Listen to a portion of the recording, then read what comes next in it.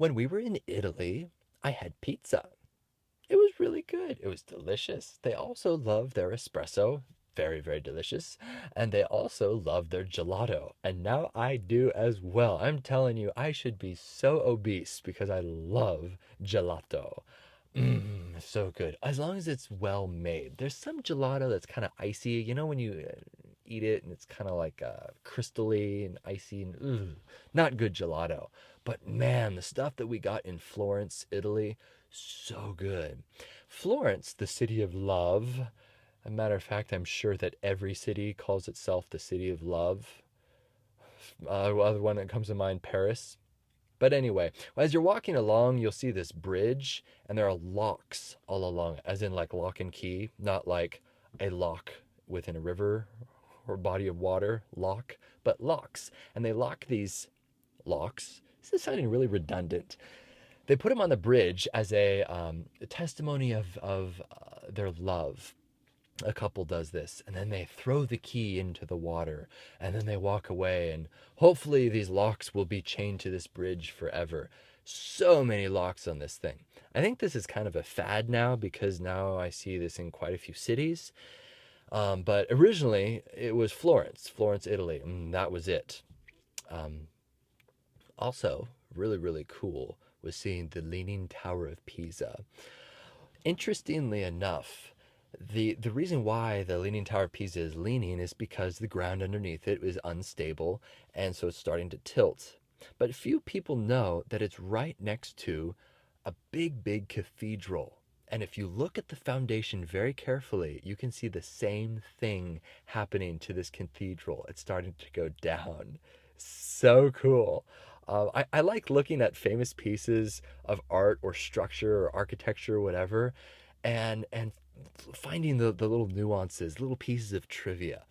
Within this same chapel, basically, Galileo was sitting in there listening to a sermon, and he looked up and he saw this chandelier up there, and it was swinging back and forth. And Galileo, as you know, famous, physicist fellow, brilliant, brilliant man, he he figured out something famous with pendulums. Go look it up. But he was inspired by looking at this chandelier going back and forth. Must have been a really boring sermon. Yeah, and this is like within feet of the Leaning Tower of Pisa, which back then I guess it was just the Tower of Pisa, and that's it. Yeah, go figure. Also, speaking of towers and also Europe, we went up the Eiffel Tower. The most incredible thing about the Eiffel Tower is it's big.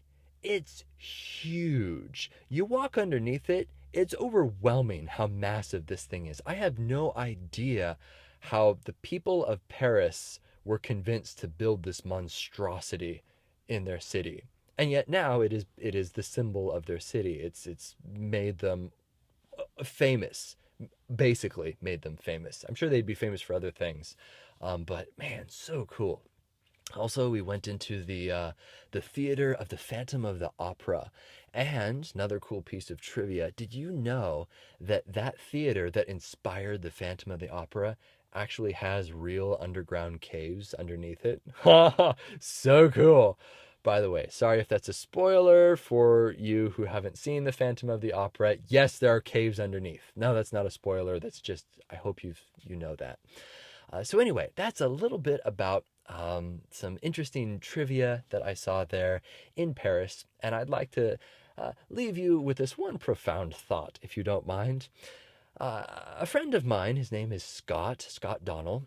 He was there with me on this trip, and we went up the Arc de Triomphe, the triumphant arch, or whatever the English translation is. It sounds better in French, doesn't it?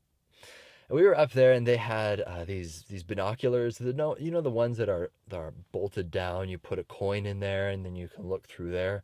And then, like 10 seconds later, it asks you for more money. Yeah, one of those ridiculous binoculars. They had a bunch up there, and so we were all just kind of. It was nighttime, and we were sort of looking around. It's like, oh, this is really neat. This is really pretty. And then he stood up on the platform and grabbed the binoculars and went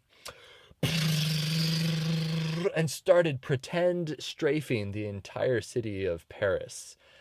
He didn't know that there were security guards there. And they were actually really nice about it. I'm sure if I was an obnoxious tourist and I did this, then they'd probably get mad at me. But he had a nice, kind face, so they just said, please, sir, do not do that to the binoculars." And he went, I'll never forget this. He didn't know French very well, and so instead of saying, "I'm sorry" or "pardon," he said "thank you," basically "merci," over and over and over again, because he was just mortified, and he just went, "Oh, oh, oh, merci, merci, merci, merci," and it gradually got worse with the American accent.